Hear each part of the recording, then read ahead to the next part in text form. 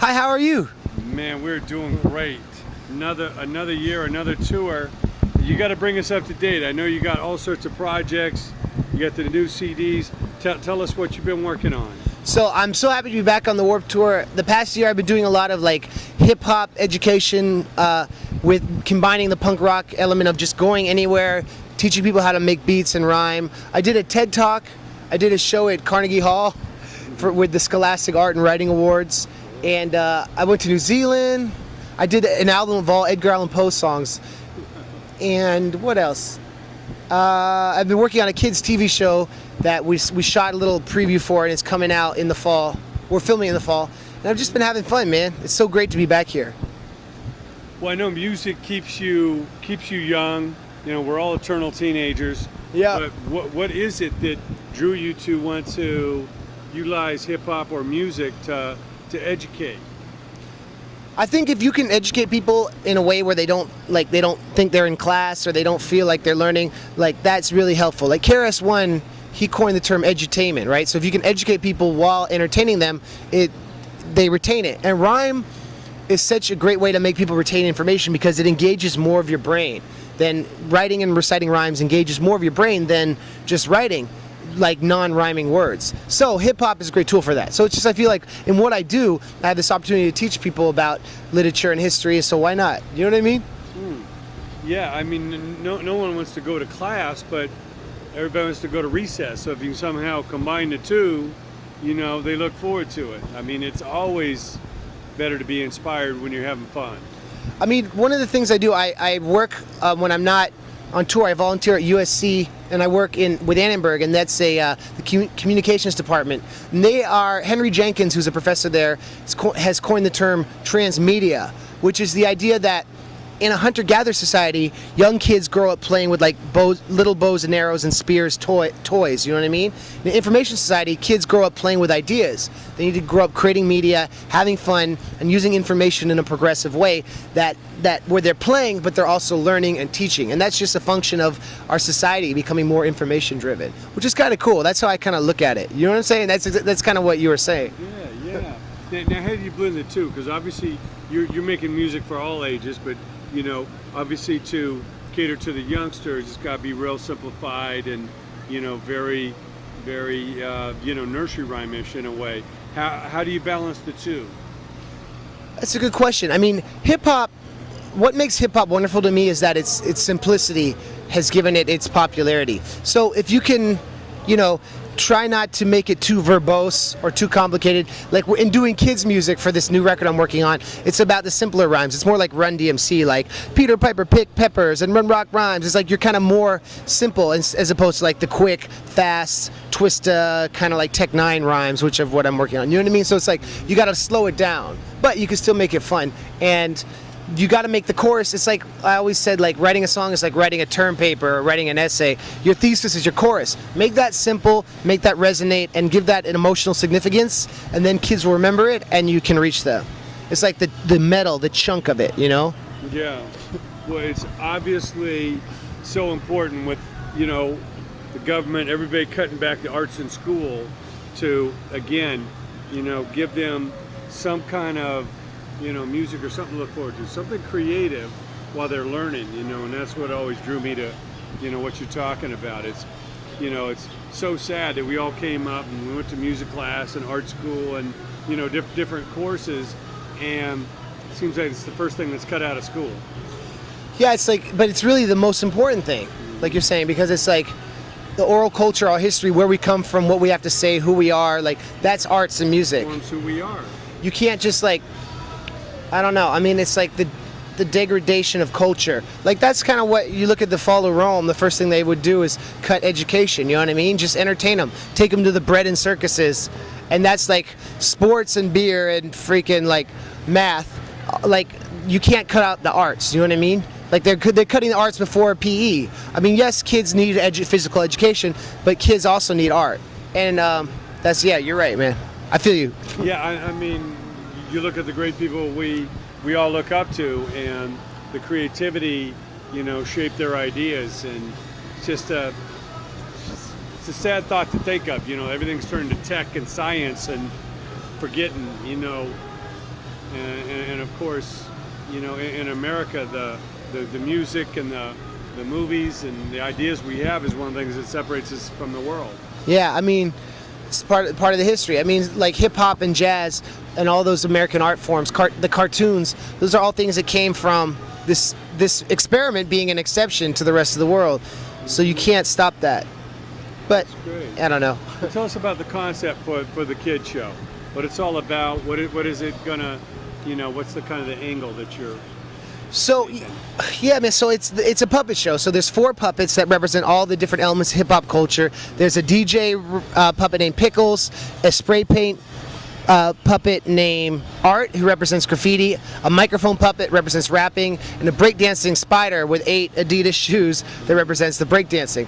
And so I'm their friend, and the idea is that one day I was working in my garage, a meteor hits my garage, it hits my studio, and all my equipment turns into this anthropomorphic all these anthropomorphic creatures, and so they become part of my friendship crew, and we travel in time like Doctor Who in this vocal booth that can travel through time. And so in the first episode, we're working on trying to get Weird Al to play Marcel Duchamp to talk about Dadaism and the remix and postmodernism as a way to explain art's significance to these characters who only love hip-hop music. So like that's an example. We're going to try to get KRS-One to be Shakespeare and talk about how poetry and rhyme can help you like reach people emotionally and help you communicate. So that's the idea. Get all my famous friends to be these historical figures, and it's kind of like Schoolhouse Rocks but raps, or Yo Gabba Gabba but with more emphasis on history and education and history and literature.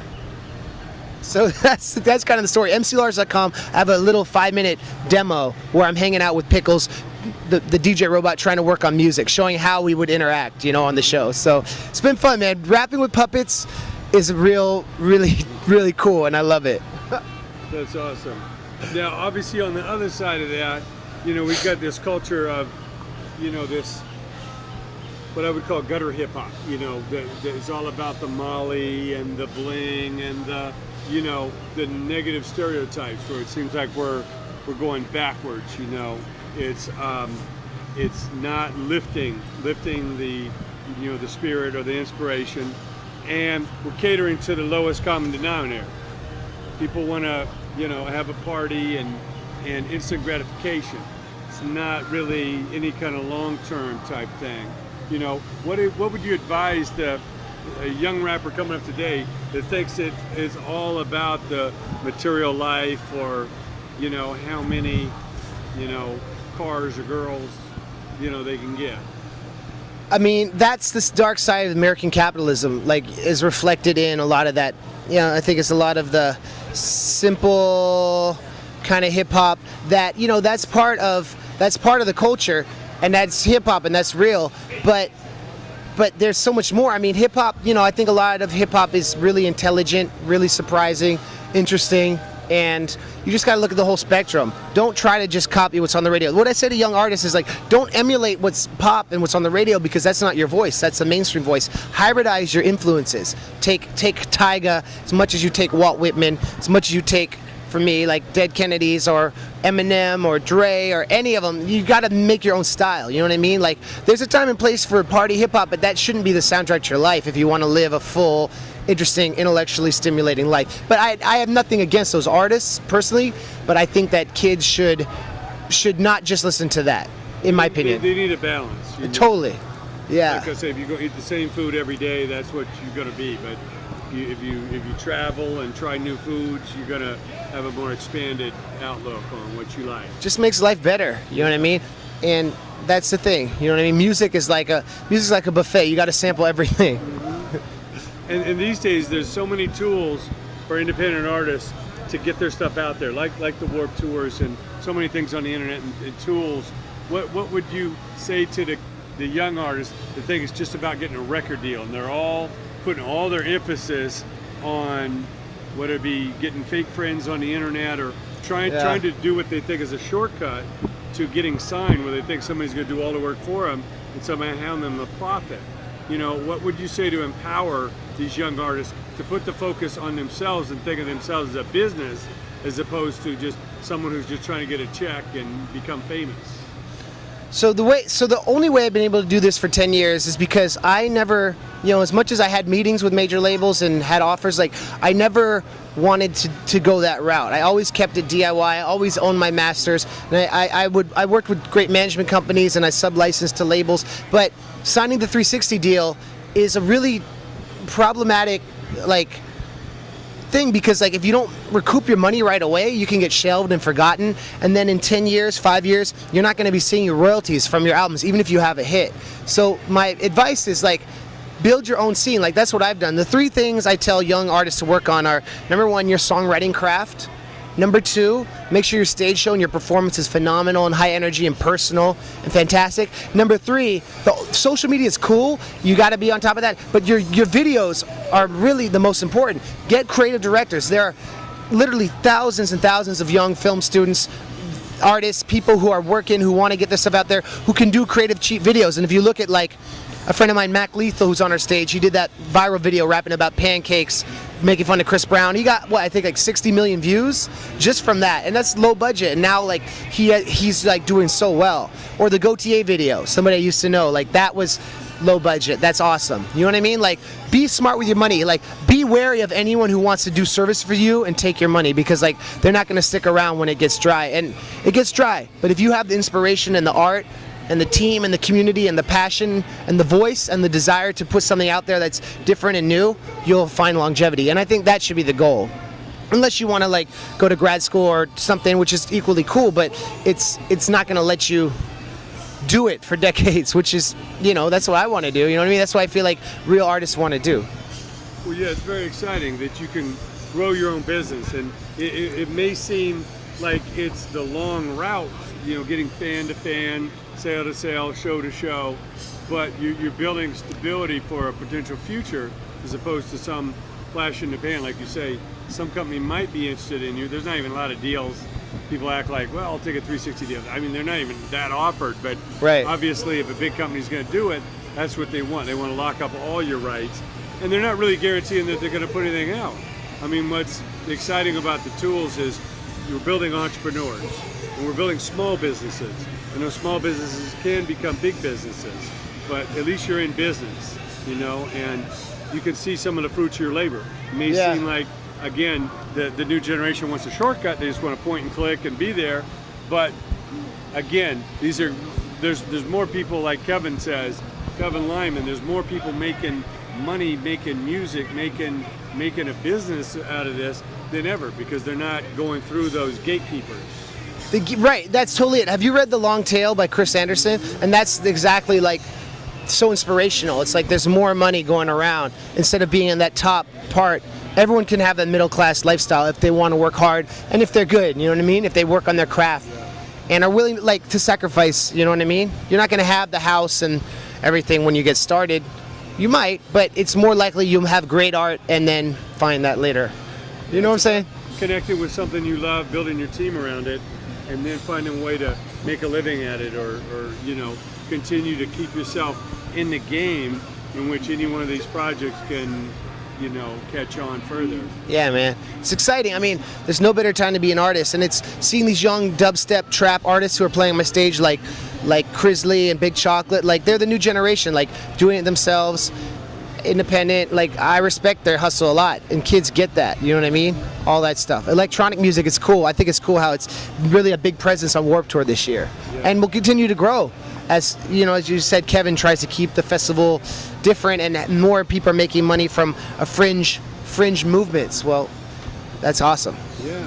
Well, of course, we have the Indie Entertainment Summit now every August in LA, and it's bringing together those leaders of the indie world to show everyone, again, how to be in business for yourself but not by yourself. Connect That's cool. with others, build your business, and learn from those that are some of the success stories. I mean, you're looking at the Macklemores, who's had 2 #1 hits with no record deal, and Tech Nine, who's generating a huge business now with no airplay, and ICP. Mac Miller just came out with his 2nd album, turned down all the majors. They all threw big offers at him. Yeah. And to remain in control of your own destiny, to do what you love to do, and not be that pawn in the game, That's what IS is about. Why is it important for artists to come to an event like IS and meet others that are, again, doing what they want to be doing and build relationships? I mean, the thing about the music business is it is a business, and you just got to be in business with the right people. So like at an indie entertainment summit, you would learn about how to create your own empire, you know what I mean? And that's why like E. Mackay, like I respect him for Minor Threat and the whole Discord thing. Like I did a song where I sampled Fugazi and he let me use it for free because he knew I was doing it independently. He didn't care. It was like a cool partnership, you know what I mean? Letting a new generation hear one of his songs. And that's because he runs his own business. But were he on a major label or had other people involved in the business who didn't get the whole spirit of it, I couldn't sample him and he wouldn't like support it, and he'd be in a weird position where he'd have to like work with these awkward middlemen, lazy, bloated, bourgeois middlemen who are making a lot of money off of just someone else's work and just like who are not on the front lines of culture. Because like Marx talks about that, the proletariat and the bourgeois, okay, there's a synthesis that comes when they clash. And so with indie music and like with the whole download revolution and the streaming and everything, like you don't have to have the lazy middleman who regulate everything. I did a thing on CNN Money where I kind of talked about the new rap economics and talking about Marx, and they were like, whoa, okay, but things are changing. It's a revolution. You know what I mean? The proletariat owns the means of production. That's dope. It's about time.